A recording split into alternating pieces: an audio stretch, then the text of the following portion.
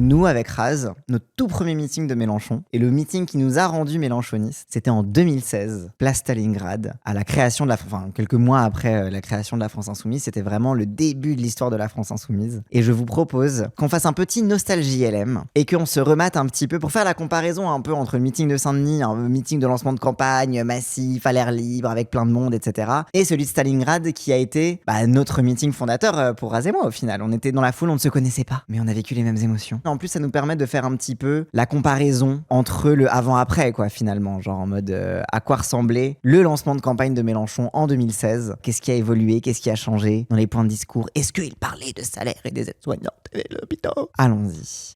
Quel bonheur!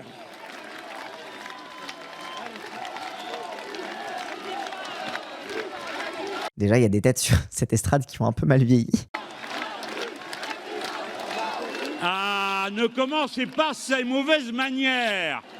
On ne crie pas mon nom. J'y étais, oui, tout à fait, j'y étais. J'y étais sur les hauteurs, un peu sur le côté. Voilà. Bon, bref, Mélenchon. Attends. Mais déjà, le truc au début. Mélenchon Surtout, qui est en mode on t'a jamais empêché de faire un live. Moi, ça m'est arrivé plein de fois que le chat m'empêche de faire un live. Oui. Bonjour, je m'appelle Félix. Je suis l'arabe de la bande dessinée de François Ruffin. C'était une folie ce jour-là. C'était horrible. Bref, non, vas-y, attendez. On essaie de faire vite parce que moi, j'ai quand même envie de rentrer chez moi en métro, s'il vous plaît. De toute façon, tout le temps que vous m'empêcherez de faire le meeting, ce sera du temps en moins que vous verrez le meeting de 2016. Voilà, j'ai décidé. Sauf si vous faites un super train de live. Du coup, donc déjà le début de la méta, ne criez pas mon nom, etc. On ne crie pas mon nom. On crie résistance. On crie insoumis.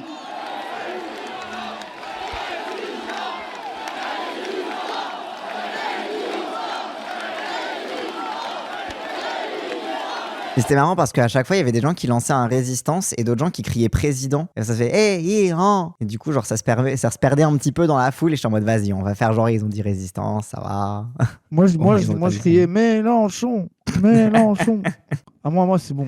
T'étais Moi, insoumis à le seuil l'insoumission. mélenchonista. Yo soy melanchonista. Mais moi, ce meeting-là, très précisément, c'est ma conversion. Parce que toi, avant, t'étais un peu toto, gauchiste, Mao. Bah, j'étais révolutionnaire, ouais. Après, je commençais déjà à en avoir marre des milieux révolutionnaires. En plus, 2016, c'était la période un peu loi travail, où t'avais tous les trucs de après, manif, d'embrouille de toto, de machin. Non, c'était pendant. Hein. Et oui, moi, c'était des gens qui m'avaient filé un tract en mode ah, vas-y, viens, etc. Et moi, je suis en mode ah, vas-y, je suis d'accord un peu avec tout, avec les grands points généraux du programme. Hein. À l'époque, il y avait vraiment juste les six orientations du programme. Je suis en mode ah, je suis d'accord avec tout, et vas-y, je me suis laissé traîner au meeting en mode ah, vas-y, je vais découvrir, ça va être mon premier meeting. Je suis jamais allé dans un meeting politique et tout. Mais c'est là que j'ai rencontré plein de potes à moi avec qui, au final, on a milité, on a créé la France Insoumise Sciences Po. Ça a été vraiment l'origine story de mon militantisme, ça a été d'aller à ce meeting et de découvrir Mélenchon en meeting, quoi. Donc c'était vraiment. Donc là-dessus, on a tous les deux découvert ça à l'époque, quoi. Moi qui suis en situation de handicap, j'aimerais bien assister à un meeting pendant cette campagne. On est obligé d'être debout au milieu de la foule, alors c'est possible de se mettre dans des petits coins et ça sort tranquillement. Il y a toujours, dans les événements de la France Insoumise, il y a toujours un accueil PMR avec des places réservées. Donc quand tu arrives à l'accueil, tu te signales juste en mode ah, je suis à mobilité réduite, j'ai besoin d'un espace, et il y a des dispositifs qui sont faits pour ça, t'inquiète. Il aura suffi une fois encore que soit allumé le fanal du combat pour qu'aussitôt vous y répondiez, venus de toute la France, de toutes les professions, de tous les engagements syndicaux et politiques. Il suffit d'avoir du courage pour qu'ils deviennent contagieux. Il suffit de vouloir convaincre pour convaincre. Magnifique. Oui, c'est le Gondor, le roi du Rohan, le fanal du combat. Incroyable. C'est vrai que les intros de discours aussi, Oui. Et 2017, c'est la période, elle est sympa parce que c'était une période vraiment énervée, quoi. C'était une campagne offensive, quoi, agressive même. Oui, c'était beaucoup plus vraiment en mode bulldozer, populiste, on arrive et tout. Ouais, c'est ça. Mais c'était bien, hein, moi j'aimais bien aussi. Hein. Ouais, je suis d'accord. C'est vrai que par rapport au meeting de Saint-Denis, il y avait moins ce côté un peu aujourd'hui. Après, il a fait ça un peu avec comment dire, le truc des rois, la perspective historique, etc. Mais t'avais pas ce truc de ça ouvre sur un banger comme ça, quoi. Oui. Salut à ceux qui ont défilé, à ceux qui sont venus de loin, à ceux qui n'ont pu venir, à ceux qui ont pu cette fois-ci, parce qu'ils n'étaient pas assignés à résidence, qu'ils n'avaient pas reçu leur habituelle lettre de cachet. Hugo Poitvin, Hugo Melchior, c'est David Guiraud. David Guiraud en survêt Adidas. David Guiraud jeune, OMG. Incroyable. Mais oui, parce qu'à l'époque, oui, c'était la période loi travail, c'était la période. Ah ouais. Ah, Putain, c'est fou de voir ça. Mais attends, c'est qui à côté? Je sais pas. Tu sais plus? Quelqu'un du Ah, ok. PSG, je crois. Oula, Ouais, vu tu vas- ton ton, c'est quelqu'un qu'on n'aime pas. Ok, très bien. Il y a beaucoup de gens qui sont debout sur cette estrade et qui sont partis Oui, c'est vrai. Oui, c'est vrai. Oui, oui, oui.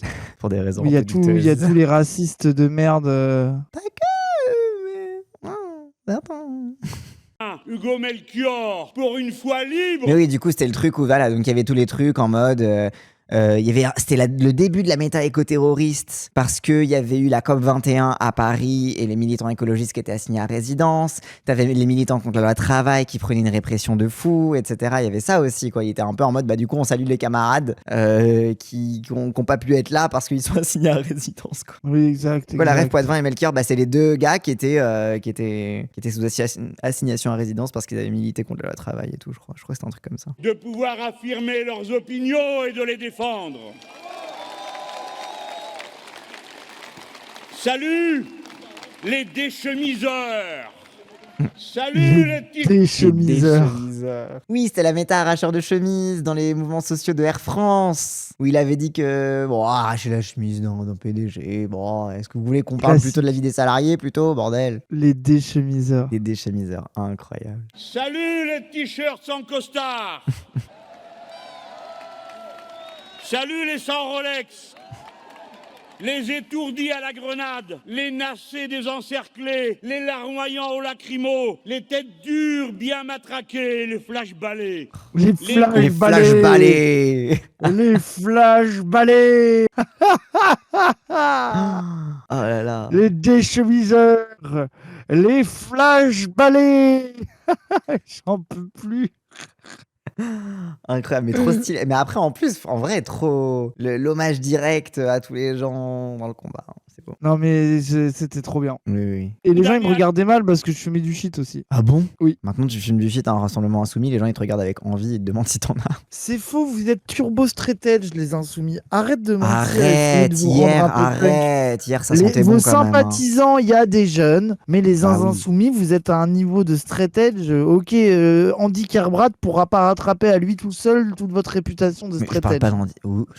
Pas que Andy Kermouan. Pour moi, il a pris toute la drogue de tous les insoumis. Il a pris la drogue dans les poches. Pris toute la Genre, drogue. il s'est drogué à la place des autres. Il a pris toutes les rations de drogue des insoumis, il a tout pris comme ça, c'est fait. C'est bon, on a canalisé toute la fonce dé dans une personne et c'est carré maintenant, c'est fini, il n'y a plus besoin d'en rajouter. N'empêche quand même le parterre, quand même beaucoup de vieux. La dame avec le kéfier, bien sûr, pour vous rappeler que voilà, hein, ça va pas commencer le 7 octobre, ces conneries. Mais c'est marrant de voir aussi la différence dans la foule et dans la composition de la foule. On ferme les assignés à résidence, les lanceurs d'alerte, les résistants aux grands travaux inutiles, les salariés qui défendent leur pain. Salut à la France des Outre-mer et à celle de l'étranger qui, à cette heure, s'unit à nous de cœur et d'esprit. Très Berrurier Noir, salut à toi. Vas-y, dis les paroles. Ça commence comment? Fais l'air et tout. Salut à toi, l'immigré. Salut à toi, le Cambodgien. Salut à toi, le Vietnamien. Salut à toi, oh mon frère. Ouais, mon frère. Salut à toi, mère. Salut Un à peuple toi, khmer, oui. Iranien. Salut à toi, Ça part en Ruffin. Oui, en fait, dès que je le fais, j'ai l'impression de faire le slam de Ruffin. Salut à toi. Salut à toi. Vient sur nos lèvres le goût d'un monde neuf. Et maintenant, de nouveau, nous sommes en chemin. Et c'est en cheminant que s'ouvre le chemin, selon le mot du poète Machado. Machado, c'est en cheminant que s'ouvre le chemin, selon le poète Machado. Notre rassemblement veut porter bien des messages. Que je sois à cette heure davantage que jamais, d'abord et surtout, votre porte-parole. Le premier des messages que nous avons à adresser aux puissants et aux importants, c'est que nous sommes à cet instant un bataillon à l'intérieur de cette grande mobilisation contre la loi El Khomri. salut. C'est vrai que c'était au cœur de la loi El Khomri, oui. Ah, ouais, c'était turbo vénère. Oui, On était sous c'est- Nuit oui, debout, c'est ça, oui, ça, je occupation me de rappelle. place, Et oui, c'est ça. manif, Et éborgnement. la loi El Khomri, c'était le paradis des petits bourges insupportables Oui. qui bandaient sur Nuit debout et qui voulaient pas parler aux ouvriers, aux syndicalistes. Oui. Mais après, il y avait des De thèmes, je l'autre trouve côté, que. les syndicalistes qui étaient mous du genou et qui voulaient pas faire grève. Et dans ça, la lumière mélanchoniste apparaît et fait un sort aux deux côtés. Bon, Et j'en en pouvais plus, fait une synthèse vraiment entre les deux, entre les décompos de Nuit debout qui pensaient vraiment qu'ils allaient écrire la nouvelle constitution sur la place de la République, et les cégétistes qui étaient un peu trop mous, mais qui disaient quand même, oh, c'est pas bien, mais on va pas faire grève. Donc tu sais, t'avais vraiment le double truc, et Mélenchon arrive en mode, bah ça, on va vraiment le faire. On a vraiment un programme. C'est quoi la loi El Khomri? J'étais au collège. Oh là là. La loi El Khomri, c'était, bah en fait, c'était pas la loi El Khomri, c'était la loi Macron, parce que c'est Macron qui l'a écrit. Ils l'ont foutu sur la tronche de El Khomri, qui était ministre du Travail. Macron était ministre de l'économie, et ils ont foutu une femme arabe en première ligne pour protéger la carrière de Macron, déjà d'une. Et c'était une loi visant à déréguler une grande partie du droit du travail. Donc c'est ça, c'est les lois de travail. Après, Macron a continué avec les ordonnances travail quand il est devenu président juste après. Alors le gros truc que je me rappelle, c'était l'inversion de la hiérarchie des normes, c'est-à-dire que normalement, selon l'ancien code du travail, un accord de branche, c'est-à-dire donc quand il y avait une négociation qui se faisait au niveau d'une branche professionnelle, ça pouvait pas être en dessous de ce que disait la loi, un truc comme ça. Genre, c'est ça, en fait, c'est d'abord, je crois que c'est d'abord la branche, et ensuite le droit, et le droit devait être toujours en dessous de ce que tu négociais dans un accord de branche. Tu pouvais négocier que des trucs mieux. Tu pouvais Ouais, pas tu peux être négocier moins que disant que le mieux code du disant. travail. C'est ça. Et la loi El Khomri a inversé le truc, où du coup, comme c'est le droit national qui s'imposait, du coup, Alors, ça il n'y faisait avait pas que que ça dans la loi El Oui, Khomri. il n'y avait pas que ça, Il y bien a eu évidemment, il y avait plein de trucs. plafonnement des prud'hommes aussi. Ouais. Il y a eu aussi plafonnement des trucs de caisse des dépôts, en même temps aussi de fonds de garantie. Je sais plus, bon, je saurais plus, je connaissais bien Malson à l'époque, fonds de mais garantie pour les il entreprises y a en eu dépôt plein de de bilan, un truc oui, comme ça, c'est non? pas clair. La destruction des CHSCT, oui, avant, tu avais les comités hygiène On a et eu plein de douilles. sécurité au travail, et qui était un aspect de négociation et de rapport de force à l'intérieur de l'entreprise qui a été détruite et qui a été refondue avec un truc qui n'était pas censé être positif. Bref, en gros, ça a été vraiment une mainmise du pouvoir patronal sur le droit du travail qui a... à l'époque... Qui a commencé aussi l'ubérisation, enfin qui a commencé vraiment à mettre un cadre à l'ubérisation. Il faut pas oublier que c'est Hollande, donc El Khomri, Hollande, Macron, etc. Ouais. Et la blague, à l'époque, c'était des gens de LR et tout, ou c'était encore RPR, non? C'était déjà LR, je pense, à l'époque, je sais plus. Alors, qui était en mode, on n'aurait jamais osé aller aussi loin. C'était vraiment la blague et LR, ils étaient un peu perdus parce que eux, ils étaient en mode, mais enfin. On mélange avec Pénicaud. On mélange probablement avec les ordonnances travail de Macron, hein, parce que globalement, c'était la même continuité. Mais c'était vraiment, genre, ils étaient vraiment en mode, mais c'est fou quand même. Et oui, le plus jamais PS vient beaucoup de la loi travail, même s'il n'y a pas que, hein, là, il y a eu plein de trucs sous Hollande qu'on mis en colère, mais ça fait partie des trucs qui ont été vénères, quoi. Hollande qui a approuvé plein de nouvelles niches fiscales, le fameux crédit d'impôt compétitivité emploi, où en fait il promettait aux entreprises de faire un crédit d'impôt sans contrepartie de leur part, mais en mode si on vous allège vos impôts, vous allez embaucher plus de monde. Et résultat, ils ont allégé les impôts des grandes entreprises et les entreprises n'ont pas embauché. Et t'avais Gattaz qui était le patron du MEDEF qui avait son pins 1 million d'emplois. Il a fait croire à tout le monde qu'il avait jamais eu un pins 1 million d'emplois, mais t'inquiète qu'il s'est bien pris en photo avec, en mode oui, bien sûr, alléger nos impôts, c'est promis, on va régler le problème du chômage, etc. Mais ils se sont torchés avec, ils se sont juste fait des dividendes records, quoi. Mais ouais, loi travail, en gros, ça a été vraiment une étape avancée de la destruction du code du travail et qui a vraiment fait quoi, que les gens étaient en mode plus jamais PS et que le PS nous a niqué notre mère, quoi. Et maintenant, les gens, ils se remettent avec. En fait, c'est que quand t'as été politisé dans la loi travail, même si moi, encore une fois, hein, la loi travail, j'ai des souvenirs assez flous et je comprenais pas forcément tout parce que j'étais en train de découvrir plein de trucs. Quand t'as été politisé dans la loi travail, tu peux pas accepter Moi, c'est pour ça que j'étais contre la NUPES. J'étais en mode, mais attends, tout ce pourquoi j'ai commencé à militer, vous le foutez à la poubelle, en fait, genre, allô. Ouais. Calistes insultés par les médiacrates. Salut aux insoumis. Les médiacrates. Alors, à l'époque, les gens médiacrates, c'était un dog whistle rouge-brun, car ça venait de Céline. Je crois que Céline, soit il dit médiacrate, soit il dit un autre néologisme avec média, et du coup, c'était célinien, et du coup, c'était fasciste. Oui, donc pour dire que déjà, à l'époque, t'avais des campagnes médiatiques contre Mélenchon sur le moins de trucs qu'il disait. Bon, alors, moins qu'aujourd'hui, ça a été moins intense qu'aujourd'hui. Ne vous inquiétez pas que dès qu'il parlait des médias... Les merdias ? Je sais plus, mais... Mais oui, globalement. Oui. Aux grévistes qui perdent leur salaire et se dévouent pour le bien public, le salut du cœur à cet homme dans le coma à l'hôpital, à celui des nôtres sauvagement piétiné par un automobiliste qui l'a plongé dans le coma à Fos-sur-Mer. Et ça, oui. Et en vrai, c'est assez intéressant que la France Insoumise soit née aussi dans le début des violences policières massives contre les manifestants, parce que je pense que ça a permis de paver le chemin sur une prise de conscience plus générale des violences policières dans les quartiers populaires aussi, quoi. Je pense qu'il y a un truc où, de fait, quand tu nais dans un hommage à tous les gens qui se font tabasser par la police, si t'es cohérent, tu suis le chemin, et c'est ce qu'il a fait, quoi. Quoi que vous en pensiez, je veux redire ici que notre parti pris permanent est celui de la non-violence. Le refus de transformer notre puissante mobilisation en fournissant les prétextes à ceux qui en ont besoin pour nous décrier. Et je dis à ceux qui ont l'honneur de porter l'uniforme et nos couleurs, on se déshonore en faisant un tir tendu, on se déshonore en frappant à terre. C'est incroyable ça. Oui. Et c'est vrai que c'était vraiment. Alors, ça allait pas aussi loin dans le truc de la police. Il disait déjà, je crois, de la cave au grenier. Ah non, je me demande si c'est pas 2022 la cave au grenier. Mais c'était un peu le début de bon, la police, vous vous déshonorez, respectez votre uniforme. Et à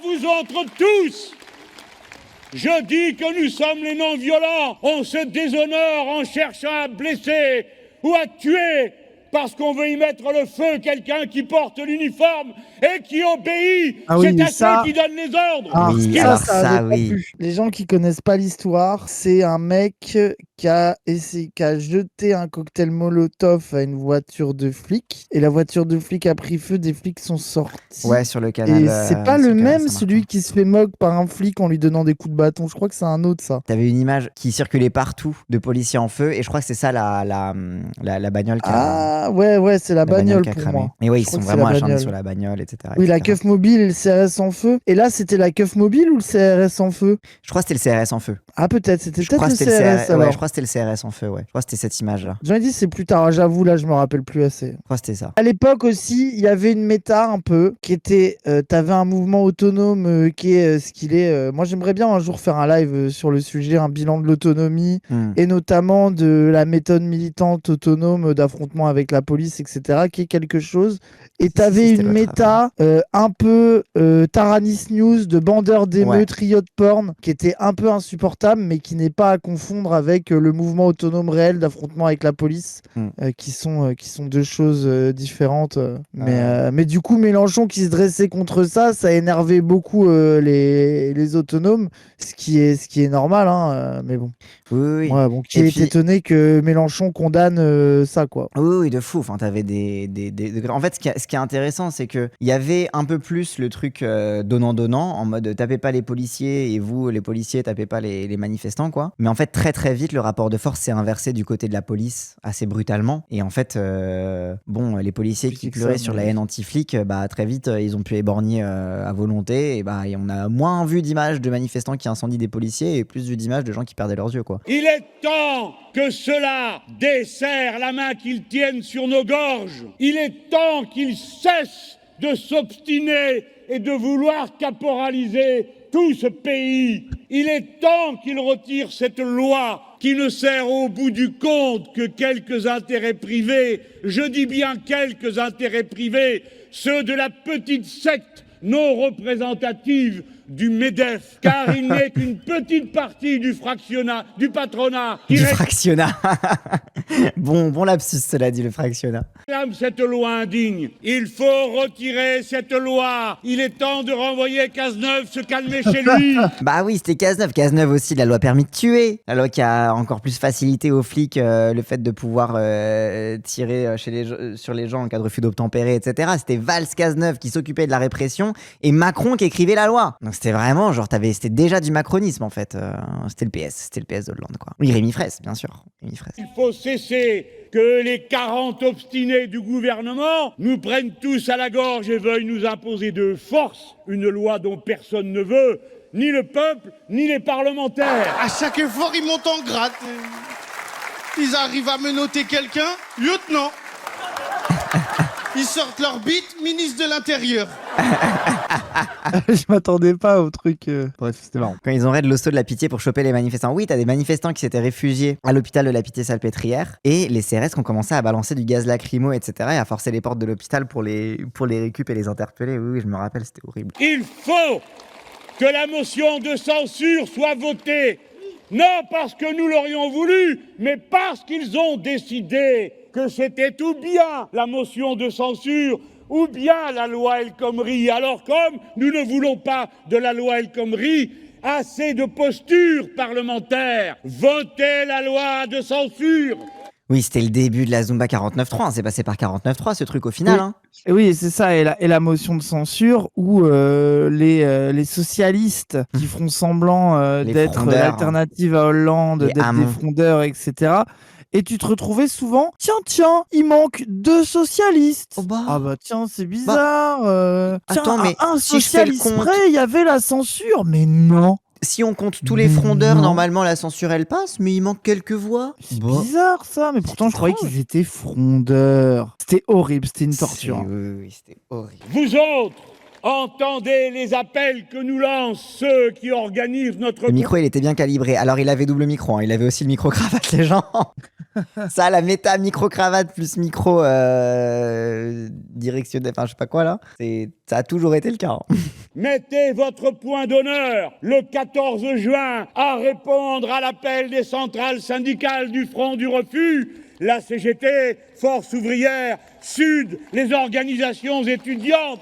Vous connaissez tous les raisons qui nous opposent à cette loi qui, pour finir, n'a d'autre conséquence que de pourrir davantage la vie du commun qui tâche de vivre dignement de son travail. Mais ce n'est pas que la loi que nous rejetons, c'est le monde qui va avec cette loi. Ah oui, contre la loi El Khomri et son monde, c'était le gros slogan à l'époque. Totalement. Oui, c'était le slogan. Mais même qu'il y avait partout. Hein. C'était même le slogan de la. Oui, c'était pas que le slogan fi, hein. Du bloc syndical. Hein. Oui. Oui, c'est le slogan un peu. Le slogan SOSDEM, quoi, on va dire. Oui. Ce monde, ce sont les faces de pierres anonymes de la Commission européenne qui a demandé en 2014 et réitéré sa demande en 2015 que cette loi soit votée en France, qu'il l'a demandé en Belgique, qu'il l'a demandé en Italie, qu'il a demandé en Espagne. Il n'y a pas de loi travail, il n'y a pas de loi El Khomri, il y a la loi de la Commission européenne. Mais c'est là aussi où les gens ils sont délus quand ils disent ah oui c'est trop calmé sur l'Europe etc. C'est que la Commission européenne in fine c'est les gouvernements et c'est les ministres des gouvernements qui vont négocier des trucs là-bas quoi.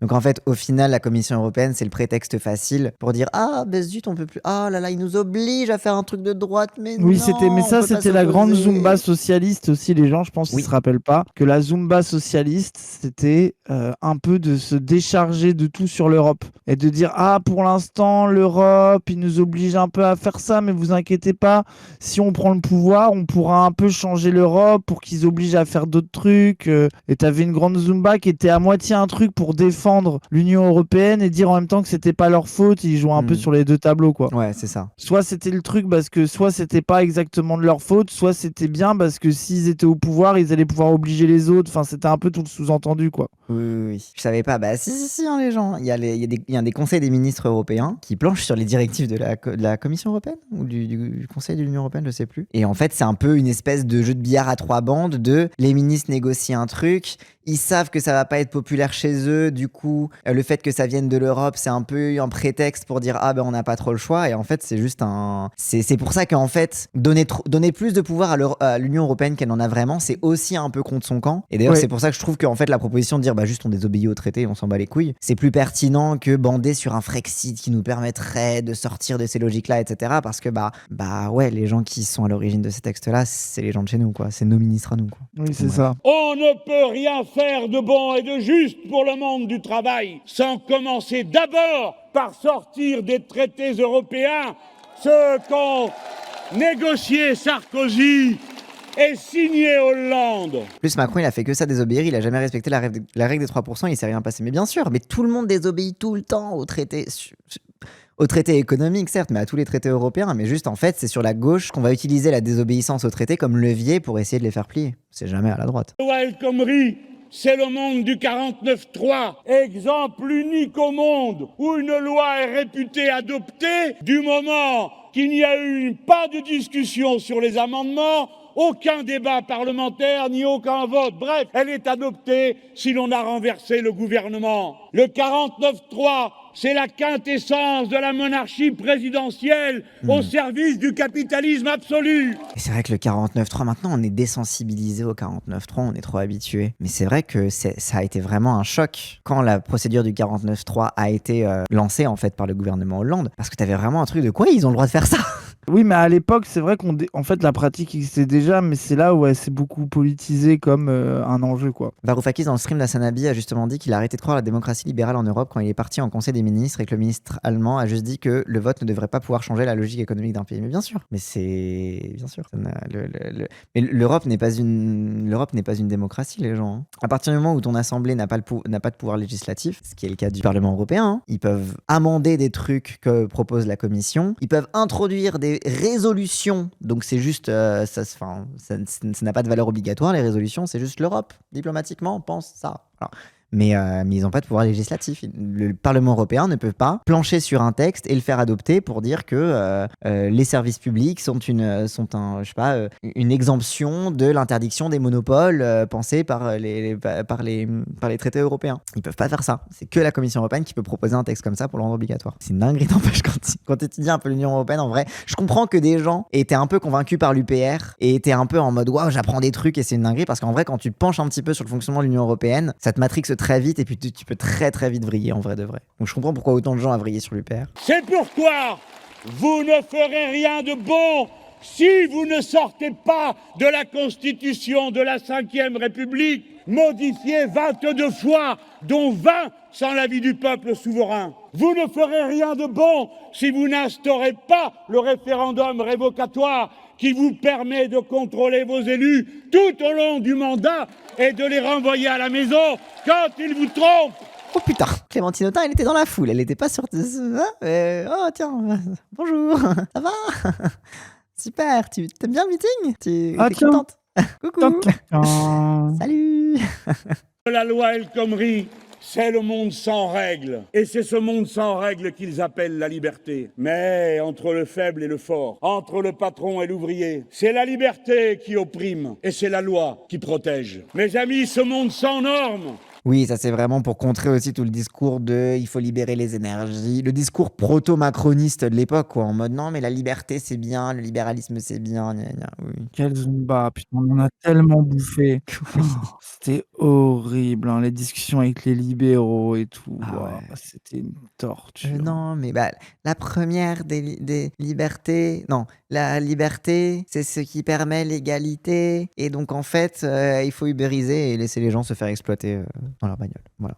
Quel méta de merde. Hein. ce monde sans normes où chacun fait sa petite popote, paraît-il, selon son goût. C'est en toute chose qu'ils veulent l'introduire. Depuis la réforme du collège qui fait que nulle part en France nos enfants n'auraient la même éducation alors qu'ils aspirent au même bonheur. Jusqu'à l'hôpital où l'on va compter ce qu'il est possible de faire d'après les actes médicaux que l'on peut poser et prouver. Regardez ce monde, c'est le monde de la souffrance au travail. Ce monde, c'est celui où l'on passe son temps à opposer l'un à l'autre dans tous les gestes du travail, à évaluer sans cesse, à contrôler sans que personne ne fasse jamais ce constat, que ceux qui sont partisans du moins d'État ont créé partout plus de bureaucratie, plus de paperasse, plus de contrôle, et personne ne contrôle ni n'évalue le temps perdu.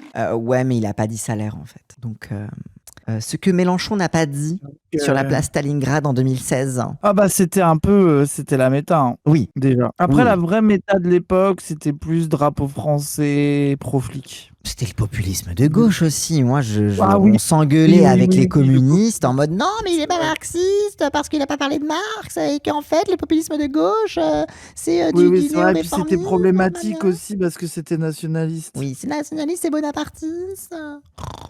Oui, oui, c'est vrai que c'était cette méta, putain, de Mélenchon, le nationaliste raciste. Et c'est marrant parce que c'était pas des gens, genre, les questions de laïcité, islamophobie, ils Oui. la tenaient pas. C'est ça qui est deep, c'est que c'est limite cette critique qui était la plus légitime à l'époque. Au final, elle était assez peu tenue. C'était vraiment une sorte de gloubi-boulga internationaliste, un peu pas clair, tu vois. Ouais. De moi, il est cette trop critique- anti-européen. Et après, on était là, mais du coup, vous êtes pro-Europe. Et je me rappelle que tu avais des prises de position bizarres du NPA, où Oui. la critique de l'Europe, c'était un peu anti-internationalistes et ils s'embourbaient dans des arguments pas clairs. Il y avait des absurdités bizarres. Ouais. Ces méthodes qui font que le travail, qui bien sûr a toujours été une peine, est aussi une œuvre et le résultat d'un groupe humain qui doit d'abord connaître entre lui-même pour être au maximum de ses possibilités la coopération et pas la compétition, la confiance et pas la méfiance.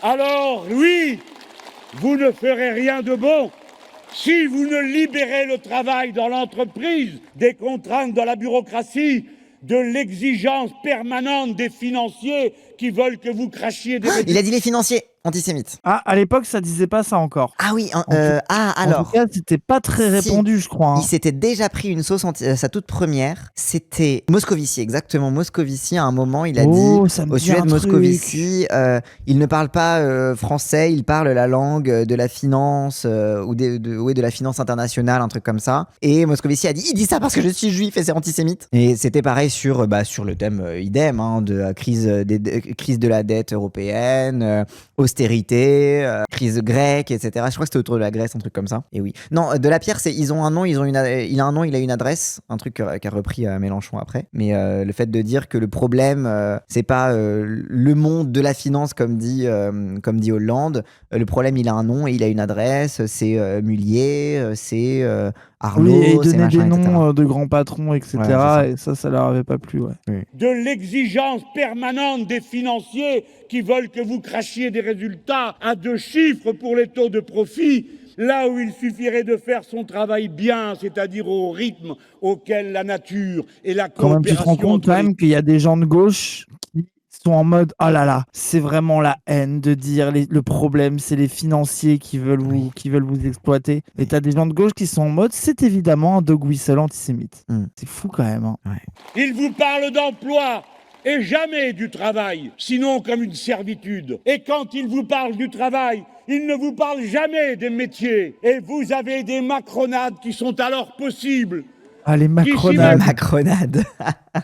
Incroyable. Quelle époque de fou. C'est une nouvelle limonade, celle qui est un peu trop acide et qui après te retourne le bide. Ça, la macronade. J'imagine que n'importe qui peut être coiffeur, que n'importe qui pourrait être boulanger. Oui, parce que comme c'était la méta que la crise des subprimes a créé une crise de la dette, une crise de la dette, inventée, au niveau de la zone de l'Europe.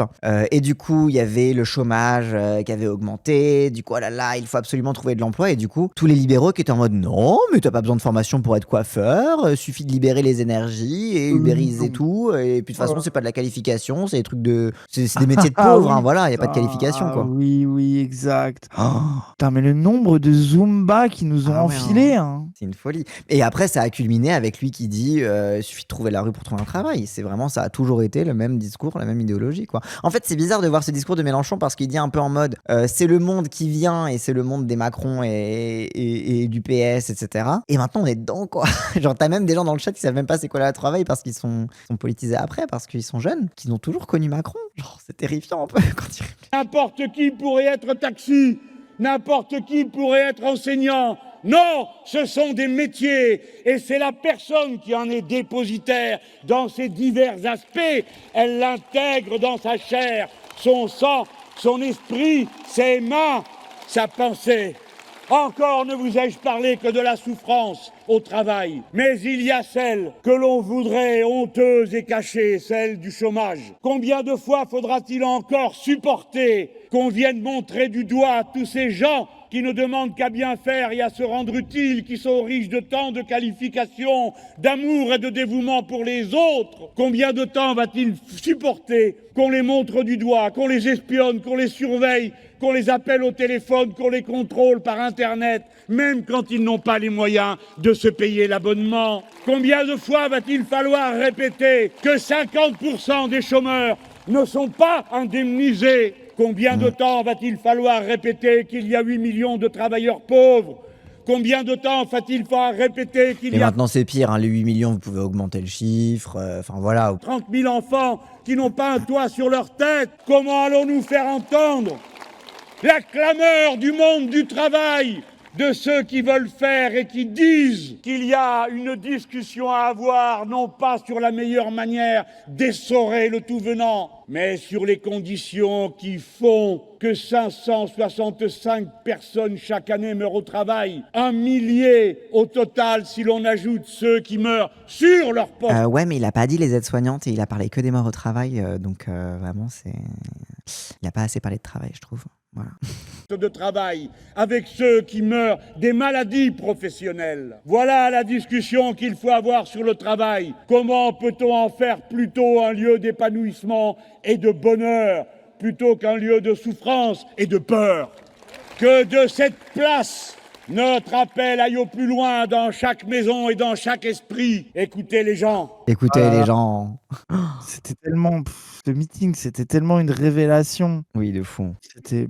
quelle dinguerie. Hein. Non, c'est trop fort. Franchement, quand c'est ton premier meeting politique, tu vois ça. T'es en mode, ah ouais, Ah d'accord, ouais, ça t'es peut être choqué, ça hein. aussi. Moi, j'étais vraiment dans un truc. Les politiciens, ils sont tous pourris. C'est des menteurs. Ils racontent n'importe quoi. Gna gna gna et tout. Et là, moi, j'arrive mon premier meeting et je vois ça. Je suis en mode, ah ouais, ok, d'accord. En fait, peut-être que ça peut être bien la politique. En fait, peut-être que les gens, parfois, ils sont. Juste peut-être que les menteurs, c'est les autres et que tu peux avoir des vraies émotions, quoi. Si vous reproduisez Plouf et Chocolat qui gouvernent ce pays, jamais ils ne s'arrêteront sur cette pente. Mais si vous ramenez le loup dans la bergerie de nouveau, vous aurez droit à 300 000 emplois publics de moins, c'est-à-dire moins d'État. Ah, Plouf et Chocolat, c'est Hollande et Sarko, genre. Ah oui, Hollande, Plouf, parce qu'il pleut, et Chocolat, parce que Sarko, il se goinfrait, et c'est pour ça il faisait des footings, parce que sa meuf, elle disait, ah, t'es trop gros. C'est ça? Ah oui, oui, peut-être. J'essaie de retirer mes vieilles rêves de quand j'étais ado, mais... La dislocation aggravée de la France,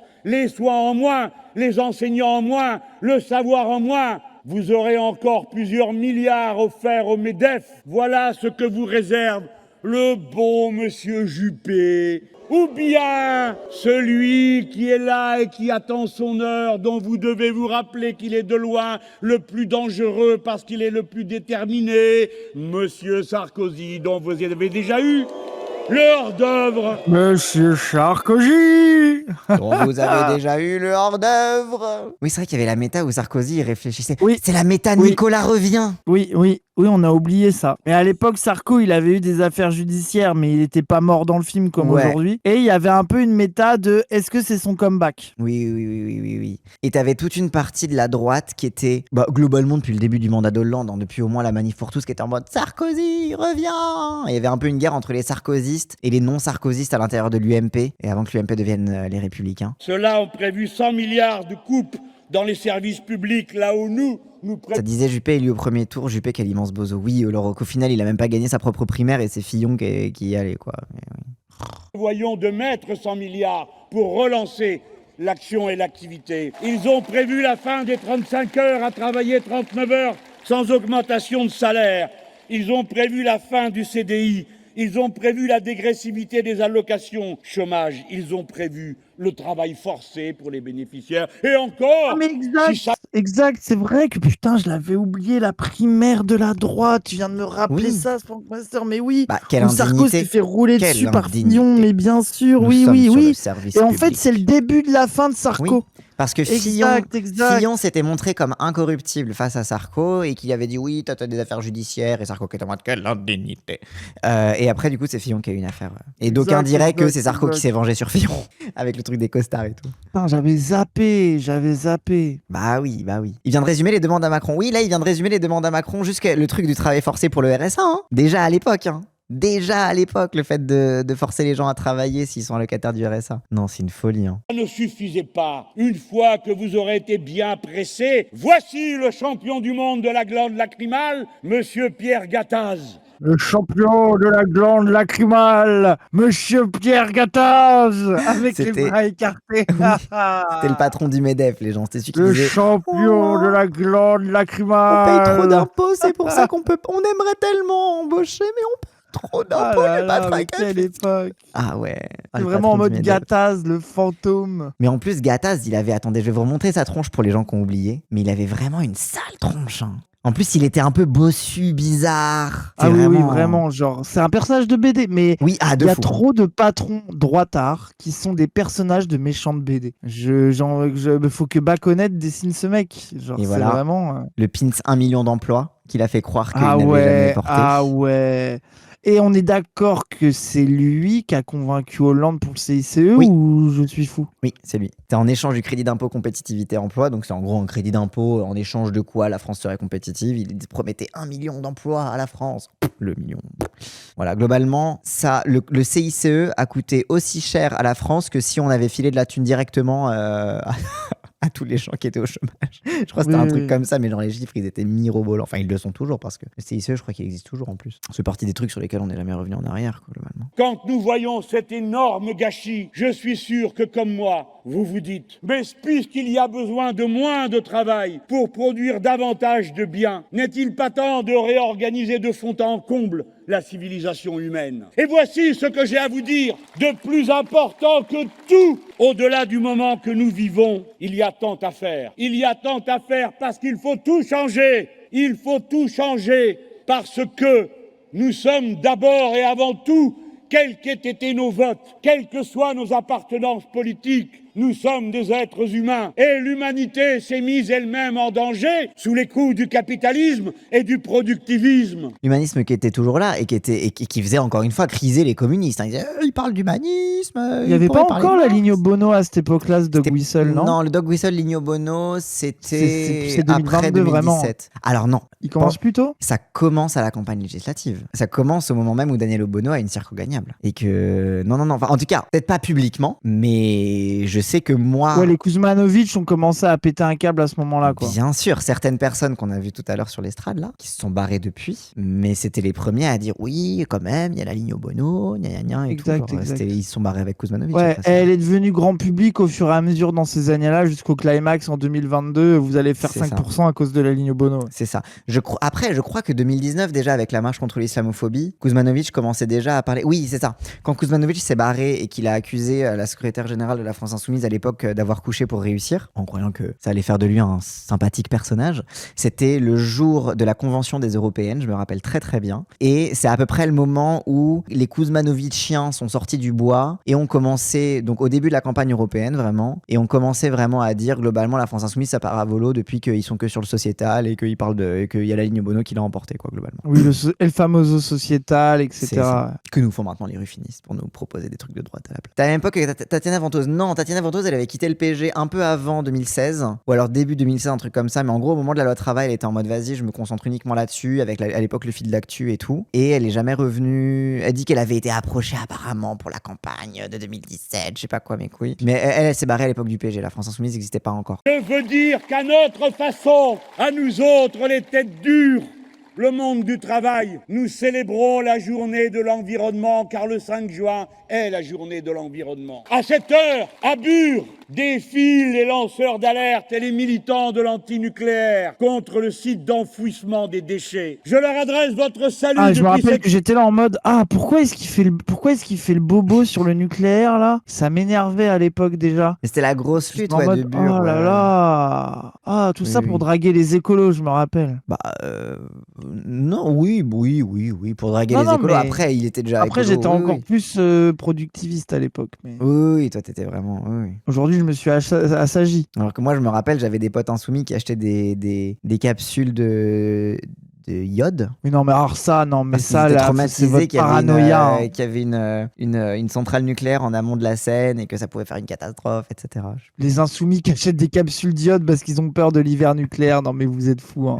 Oui, après, c'est après Fukushima, Raz. En vrai. Oui, Fukushima, non, c'était mais une oui, dinguerie, non, un peu. mais c'est mignon. Oui, il faut sortir du nucléaire, non pour Oh là jeter là la là. pierre à ceux qui croyaient bien faire, ni pour culpabiliser ceux qui sont au travail aujourd'hui. Il le faut parce que nous savons... C'est pas distribué gratuitement dans certaines zones. Si, justement, les zones qui étaient dépendantes de de cette centrale, c'était déjà distribué gratuitement à la population. Nous savons que quand le danger se concrétise, alors il est extrême, quand bien même ne se serait-il rien passé auparavant. C'est dangereux parce que le changement climatique nous met en danger lorsque l'on voit, vous le savez, un tsunami passer. Ce n'est plus sur des cabanes de pêcheurs, mais sur des centrales nucléaires. Quand le niveau de la mer monte et que le vent souffle plus fort, qu'il y a des creux de 7 mètres et un vent de 140 km à l'heure, alors la centrale de Blaye, à 50 km de Bordeaux, est en danger. Hommage à l'ingénieur électronucléaire qui a su arrêter la machine en 1999. Et moi, à mon avis, quand il disait ça, je disais, bah oui, c'est normal, nous les Français, on est les meilleurs, on a les ingénieurs les mieux formés.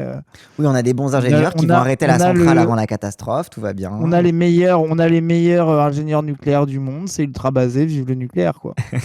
Avis que j'ai un peu relativisé depuis, vous inquiétez pas. Hommage aux bons travailleurs du service public. Mélenchon, il est finito, il s'en bat les couilles des prolos. D'accord. Pourquoi? Parce que c'est vraiment, je parce pense que c'est vraiment la vie. Il leur a sur pas parlé Mélenchon, comme à des enfants, c'est ça? Mélenchon s'en bat les couilles. En fait, de tous les arguments que tu peux trouver, je comprends pas l'argument il s'en bat les couilles des prolos. Genre, à la limite, les gens en mode, ils vous manipulent, ils manipulent les prolos pour être élus, machin. Oui. C'est un avis un peu populiste, tous pourris, qui est un peu golemon, mais au moins, vas-y, je peux comprendre, quoi. Mais l'avis ruffiniste de ça y est, il s'en bat les couilles des prolos, c'est officiel, me paraît tellement golemon, je ne le comprends pas, en fait. Je n'arrive pas à comprendre. Est-ce qu'ils y croient quand ils disent ça? J'arrive pas à savoir. Mais c'est fini. Il ne faut plus prendre ces risques. La COP 21 nous a tous mis en alerte. Écoutez-moi où que vous soyez, nous sommes heureux qu'il y ait eu un texte signé ce jour-là, mais ne vous y trompez pas, il fallait 1,5 degré de plus pour que la situation soit tenable. Il s'en est conclu 2 degrés de plus. Et dans les engagements de chaque État, ils ont prévu 3,5 degrés de plus. Ce qui signifie que la catastrophe est assurée et que dès maintenant, nous devons prendre nos dispositions pour changer la civilisation humaine. En fait, ce qui me frappe, c'est vraiment la continuité, quoi. Oui, ok. Oh là là, je suis sûr qu'un rufiniste, il regarde ça, il dit, regardez, à l'époque, il parlait du travail, etc. Oui, bah, il y avait aussi la loi travail. Moi, je suis d'accord. Non, mais surtout, c'est vrai. Hein. Tu vois vraiment, et c'est tout le truc aussi du programme qui est écrit depuis 2012, qui fait que évoluer avec des trucs qui changent. Mais au final, tu retrouves... oui, il y a vraiment un continuum idéologique. Alors que le PS, il change tout le temps d'avis, il réinvente des nouvelles mesures, il passe de gauche à droite. Et dès qu'il s'agit de faire une mesure de gauche, ils ont à faire un Grenelle. Ouais. Oui, voilà, c'est ça. Et eux, maintenant, leurs idées révolutionnaires, c'est ça, c'est de faire des Grenelles, quoi. Mais après, ouais, quand même, le public, il a sacrément changé aussi. Hein. Ça, c'est un truc qu'on peut vraiment reconnaître. C'est que, pardon, vrai, hein, je veux bien que le monde ait compté qu'il y avait une majorité de blancs au meeting de Saint-Denis, mais là, c'est pas qu'une majorité, là, pardon. Et même en termes d'âge, ça s'est énormément rajeuni aussi. Hein. Là, on voit que c'était encore... Ça, c'est vrai aussi, t'as raison. Là, on voit qu'il y avait encore la sociologie classique de la gauche, très front de gauche, PG, PC, etc. Et on voit qu'entre-temps, il y a toute une génération qui s'est levée et qui s'est politisée. Il y a toute la side antiraciste et toute la jeunesse. Ouais. Même s'il y avait déjà beaucoup de jeunes à l'époque chez les insoumis, mais je pense que tu as raison, aujourd'hui c'est encore plus massif. Ouais. Et les gens sont beaucoup plus stylés aussi. Genre en termes de flow. Oui, c'est vrai. On est sorti aussi du flow gauchiste de base. On a plus des flows aujourd'hui un peu plus un peu plus avant-gardiste, quoi. Un peu. Ah oui, les gens sont beaucoup plus beaux aujourd'hui au meeting. Hein. Ah ouais, totalement. Il faut adopter en France, avant toute autre nation, la règle verte que nous introduirons dans la Constitution et qui dit « Dorénavant, nous ne prendrons pas plus à la terre que ce qu'elle est capable de reproduire. » Ça fait partie vraiment des arguments qui m'a vraiment convaincu sur la France Insoumise à l'époque, avant que j'aille voir ce meeting. Enfin, qui m'a convaincu à aller voir ce meeting, c'était en mode « Ah oui, c'est logique, la règle verte, c'est la base. C'est censé être la base de la base, normalement. Genre oui, tu prends pas plus que ce qui peut être constitué. » Moi, je suis d'accord avec toi qui m'ennuyait un peu sur les questions écologiques. Je trouvais ce concept-là hyper efficace et allant de soi. Et hyper facile à expliquer dans le cadre d'une présidentielle et du fait de militer. Tu sais, c'était vraiment un truc de ah oui, en vrai c'est facile tout de suite, tu ne prends pas plus que ce que tu peux recréer. Oui. Il y avait un truc qui était hyper efficace en termes d'éléments de langage entre guillemets. C'est presque du bon sens populaire, quoi. Ouais, de fou. La dette publique, la dette privée, ce n'est rien du tout, un jeu d'écriture. Mais la dette écologique est irréversible. Il ne suffit pas d'arrêter de dégrader. Il va falloir réparer et il va falloir être sobre et changer toutes nos manières de faire. Non seulement la manière de produire, non seulement la manière d'échanger, mais aussi la manière de consommer et de cesser de confondre la consommation et le paraître et l'être. Regardez ces inondations dont on vous parle. N'est-il pas temps de mettre un terme à l'extension sans fin de l'urbanisation qui imperméabilise les sols? N'est-il pas temps de pratiquer une autre agriculture que celle qui transforme la terre en une toile cirée? Il faut en finir avec l'agriculture productiviste et les petits perroquets qu'on nous amène à la télévision Les petits pour perroquets. débiter leurs imbécilités. Les petits perroquets. Les petits perroquets de la télévision qui nous débitent leurs imbécilités. Quelle époque, hein. Oh là Ah ouais. là là là, mais quel bonheur, hein. Ouais. Nous n'avons que faire des gros agrariens et de leurs petits griots qui font comme s'ils n'étaient pas en train d'empoisonner la terre, l'eau, l'air et se tuer leur propre santé les premiers. Il faut tourner cette page. Il faut changer la matrice productive de la patrie des Français. Il faut la changer par la méthode de la planification écologique. Pareil, quelque Mm. chose qui est oublié aujourd'hui parce qu'ils Oui. le font plus. Mais quand il a ramené, je sais plus si c'est en 2017 ou avant, mais moi je l'avais vu en 2017, quand il disait planification écologique, les sauces, ils disaient que Oui. c'était un dog whistle stalinien. Oui, de fou. Et je crois qu'ils nous l'ont refait le coup en 2022 d'ailleurs, je sais plus, mais je me rappelle qu'en 2017, ouais voilà, ça installe, exactement, Oui, oui, oui. exactement. Mais ça, et en plus, je me rappelle parce que les bref. Je me rappelle que lui, son contre-argument, c'était de dire mais non, on a fait ça sous De Gaulle, on a fait ça Oui, sous, oui, c'était sous De Gaulle, Giscard, etc. Il citait beaucoup De Gaulle Exact. là-dessus. Et après, oui, en fait, c'est ça, c'est qu'ils ont arrêté de nous attaquer sur la planification écologique à partir du moment où Macron a utilisé le mot pour le vider de sa substance aussi. C'est Oui. qu'en fait, c'est devenu à la mode et après le PS, C'est là maintenant, il que a tu vois repris. qu'il Maintenant, se- le PS, il reprend le terme, mais bon, ils reprennent C'est pas là le- que tu vois le aussi fond, qu'ils se scandalisent sur des choses qui font comme leur combat vital, indépassable, etc. Et Mm. qu'en réalité, une panique morale en remplace une autre. Oui. Et ce qui était vu comme inacceptable à une époque dans le mélenchonisme devient vachement acceptable. Quand c'était ça, on aimait bien, mais maintenant, il fait ce truc-là, tu vois. Truc A présenté comme inacceptable, ils trouvent un truc B, ils disent « Ah, le truc A, ça allait. À cette époque-là, il était bien, mais maintenant, ce truc B, c'est vraiment inacceptable. Ouais. Et à chaque fois, ça change, Oui, il quoi. déplace tout le temps. le Genre, truc, c'est le Venezuela, c'est la planification, après c'est le ramasse, après ça sera l'antifascisme, après ça sera ceci, cela, tu vois. Il y a un truc où tu as vraiment, tu vois, une évolution de l'acceptable et de l'inacceptable au sein du mélenchonisme, quoi. Ouais, de fou, de fou. Voilà en quoi consiste la première tâche de la révolution citoyenne. Elle consiste à reprendre le contrôle sur notre destin d'être humain. Cela consiste à porter pour drapeau et mot d'ordre commun l'intérêt général humain. Ah, ça, c'était beau aussi. Oui, c'est magnifique. Le retour de l'intérêt général.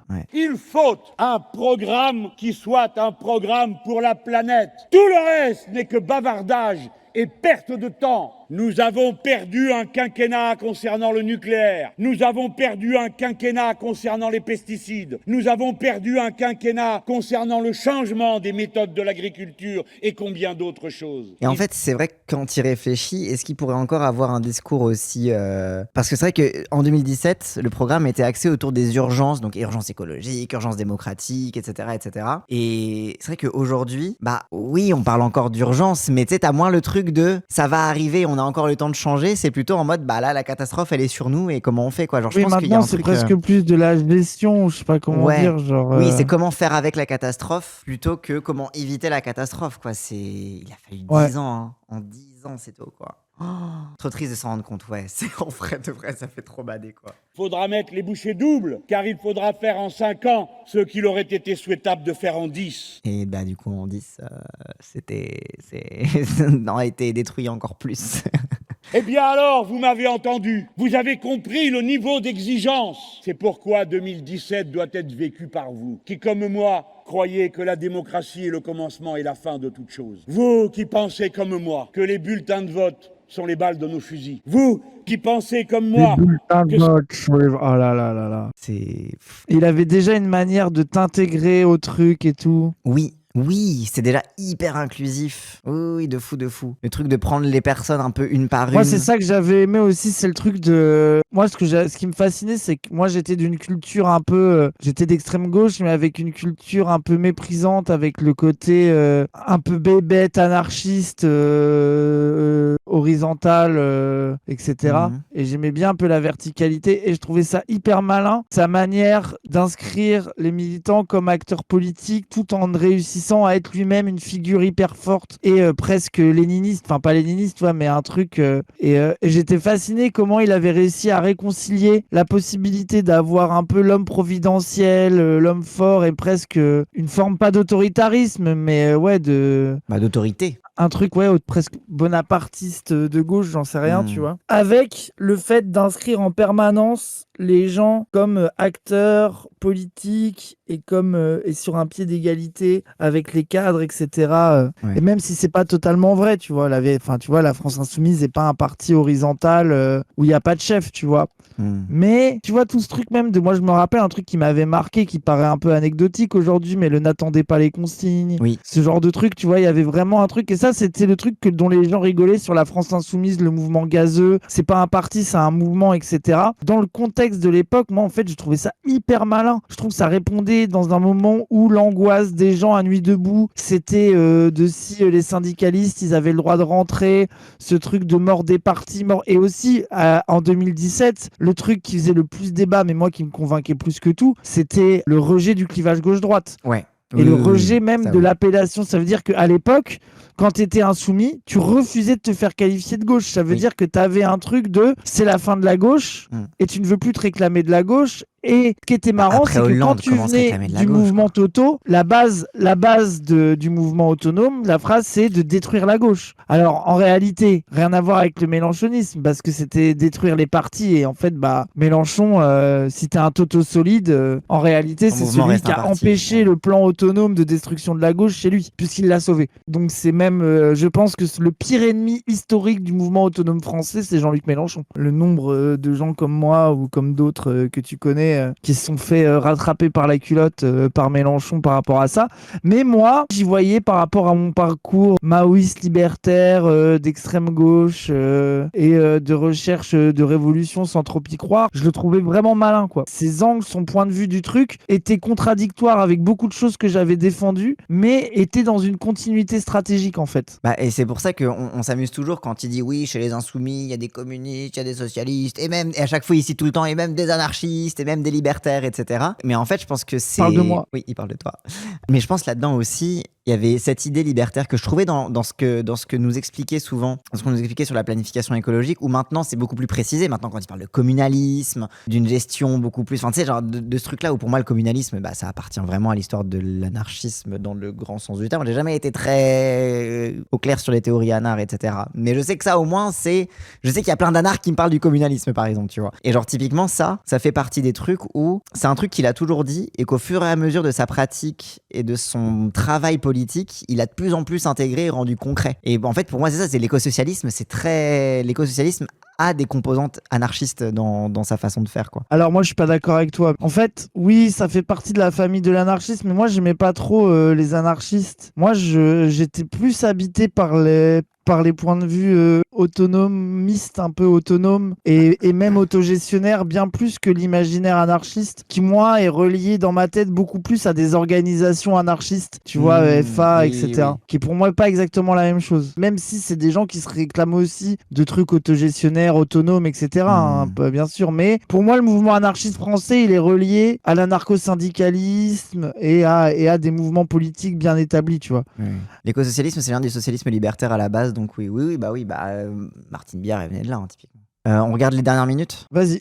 Rien ne nous fera jamais céder. Et ceci pour une raison qu'ils n'ont toujours pas compris, c'est que la lutte est notre dignité. Et que nous sommes pleinement accomplis en tant qu'êtres humains quand nous pensons notre futur. Le cœur de cette campagne, ce sera son programme. C'est pourquoi il faut tant de temps. C'est pourquoi vous-même, vous devrez vous pencher sur ce programme, faire des propositions. Ici, il y a Jacques Généreux et Charlotte Girard. Jacques Généreux, moi je me rappelle, j'avais des potes qui donnaient des cours à Sciences Po. J'avais des potes qui étaient élèves dans son cours parce que c'était un peu genre, tu sais, t'étais insoumis, je vais prendre le cours de Jacques Généreux, etc. Et qui en sont sortis un peu déçus en mode, on est venu lui parler après les cours et il nous a dit un truc en mode, mieux vaut que Marine Le Pen gagne parce qu'au moins ça ira plus vite. Il a sorti des takes un peu accélérationnistes, il était en mode, oula. Oh, le bozo. Jacques Généreux, est-ce que c'est vraiment la take? Un peu chelou le vieux quand même. Putain, je savais pas que c'était un bozo accélérationniste, Jacques Généreux, mais En maintenant tout cas, que en tu le dis, ça 2017, il avait m'étonne des qu'à takes moitié. comme ça, mais ouais. Oui. Il a quitté LFI, il est moins présent. Hein. C'est plus l'économiste de Mélenchon, quoi. Oui, à une époque, c'était vraiment son token économiste, un peu. Maintenant, c'est plus Aurélie Trouvé maintenant qui a pris le pas sur les questions économiques. Et après, tous les intellos de l'Institut. Ah bah, Aurélie Trouvé, elle est mieux, hein. Oui. De l'humain d'abord et nous l'enrichissons. Des expériences, des choses apprises, des choses peaufinées. Je sais que nous pouvons le faire. Je nous vois portant notre patrie aux avant-postes de l'humanité. Ça, c'était ce qui faisait qu'on y croit, c'est qu'il était en mode je nous vois changer le monde. Tu sais, il avait aussi ce truc-là de j'y crois et ça nous faisait y croire aussi. Enfin, t'avais ce truc-là Oui, vraiment. c'est trop vertueux, fort, quoi. c'est trop fort, ouais. c'est trop fort. Nous, entrant en mer, nous, assumons notre destin, deuxième pays du monde pour la contribution individuelle à la conquête de l'espace. Je sais que vous le savez même pas. Je sais que vous le savez même pas. C'est bon, c'est mon autisme sur l'espace. Voilà, Pareil, je vous le dis son quand truc même. de- Vous en fichez. Un truc qui nous paraît normal, je veux dire, on a trop pratiqué le Mélenchon, mais un homme politique qui vannait la foule, qui vannait les gens. Oui, de Et fou. qui était pas un flatteur. C'est vraiment normalement, quand tu fais de la politique, t'es là pour flatter les gens. Ouais. Jamais tu vas être moqueur, jamais tu vas les vanner, être un peu. Enfin, ça, c'est tellement de trucs qui nous paraissent normaux aujourd'hui parce que on est sous mélenchonisme depuis longtemps. Mais moi, c'était des trucs que j'avais pas vu faire avant, quoi. Nous allons être bientôt les plus nombreux en Europe. Et après, il est populiste. C'est ça le populisme. Enfin, les gens confondent populisme et démagogie, mais le populisme, c'est ça aussi, quoi. C'est se mettre au niveau du peuple, c'est être le tribun du peuple. Notre peuple est éduqué comme il ne l'a jamais été de toute son histoire. Un capital immense est accumulé. Ne vous souciez pas de l'argent, je m'en débrouille. Rêvez, rêvez fort, pensez fort, imaginez fort, désirez fort, et Oh là cela là. suffira. Ça, c'est Oh là là. le Oh là moment là, où là, j'ai j'étais été en mode, ça y est, c'est bon, conquis. Oui, c'est c'est bon. ça, pareil. Moi, j'étais en mode, c'est bon. Oh, c'est J'ai fort, conquis. rêve fort, imaginez fort. Oh là là, Ouais, j'étais oui. vraiment en mode, bon, vas-y, c'est bon, ça y est. Oui. C'est lui, c'est décidé. Pareil. Je vais faire comme à l'accoutumée, et je vais vous lire des vers avant que nous nous séparions. Ce sont les vers d'une poétesse brésilienne. Je dis le Brésil parce qu'en ce moment, il s'y pratique un infâme coup d'État. Oui, le début du Lawfare contre Lula et Dilma, enfin contre Dilma Rousseff, mais qui visait en réalité Lula parce qu'il y avait un risque que Lula se représente. Et le début de l'arrivée au pouvoir de Bolsonaro, 2016, c'est l'élection états-unienne où Trump l'emporte. C'est le début de Bolsonaro, ouais, donc c'était... Ouais. Dans toute l'Amérique latine, où bien sûr, nous avons commis des erreurs, on sait bien que les autres n'en commettent jamais. Nous savons bien que nos régimes sont toujours détestables comparés à ceux que adore celui du Qatar, de l'Arabie Saoudite et des autres modèles de civilisation qui nous sont proposés. À cette Amérique latine sœur, à ces peuples du Maghreb avec qui nous avons tant de parentèle en commun, à ces Français des 5 continents, à la patrie non occidentale mais universaliste des Français, du peuple en France. C'est marrant parce que t'as déjà le Maghreb, mais les 5 continents, patrie universelle, ok. T'as vraiment les trucs de... incroyable. Voici des vers d'espérance et qui vous montrent ce qu'il ne faut pas faire en même temps que ce qu'il faut faire. Et bam, la Nouvelle-France, non pas encore. Bah si, c'était déjà la Nouvelle-France, les gens. Mais bref, je vais pas refaire mon laïus sur la Nouvelle-France.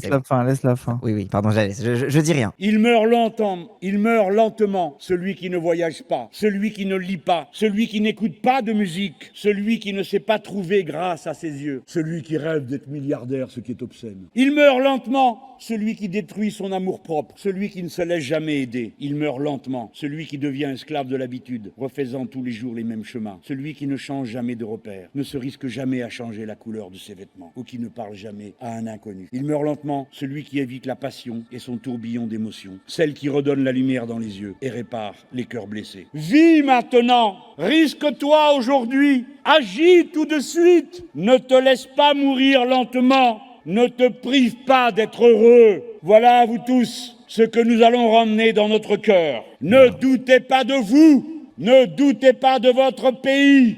Et pour le célébrer, chantons ensemble l'hymne des premiers insoumis, ceux qui ont conquis notre liberté, la Marseillaise. Et puis, ce sera le chant du monde du travail, l'international.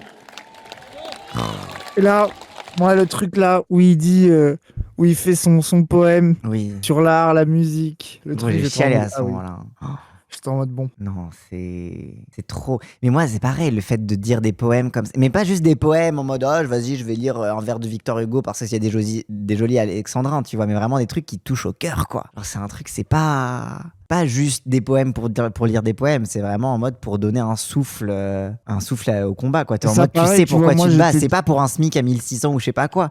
Tu te bats aussi pour le sens fondamental de la vie humaine, quoi. Genre, Mais moi, ça va plus finir loin. sur le truc de dire de vivre l'art, enfin les affects globalement, c'était un truc que moi je retrouverais, dont tout le monde se branlait en politique et c'était j'en pouvais plus quoi, que ça soit pas une question en fait chez les militants. Et ça fait partie des trucs qu'on finit de me convaincre en mode oui bon. En plus de tout ça, il choisit de finir sa conclusion. Il fait un truc sur ça, sur l'art, sur le fait de se nourrir autant intellectuellement, politiquement que émotionnellement. Genre, c'était un truc, j'étais en mode oui, bon, bah, c'est le bon quoi. Incroyable. Non, vraiment magistral ce discours. Vraiment un discours fondateur. Hein. Et voilà. Bon, ben on va vous laisser là-dessus le chat. Hein. Qui s'appelle Orio, la naissance de mon mélanchonisme. Ça fait plaisir de revoir Exactement. ça, c'était cool. Oui, de fou. C'est émouvant aussi un peu. Et voilà. Et c'est comme ça que Raz et moi sommes devenus mélanchonistes. Et surtout, moi, là où je suis heureux, c'est qu'à l'époque, moi, il y avait un truc un peu gambling, quoi, où j'étais en mode, bon, est-ce que, tu vois, à quel point je fais une erreur, à quel point, tu vois, le truc, quand t'es d'extrême gauche, normalement, c'est vraiment... Ouais, est-ce que je me renie pas